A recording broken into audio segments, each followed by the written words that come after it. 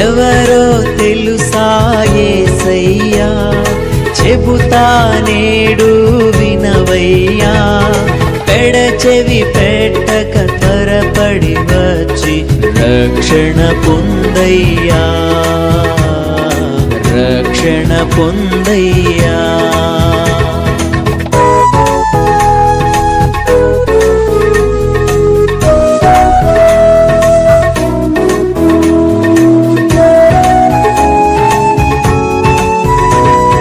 దేవాది దేవుడు యేసయ్యా, మానవ జన్మతో వచ్చాడయ్యా.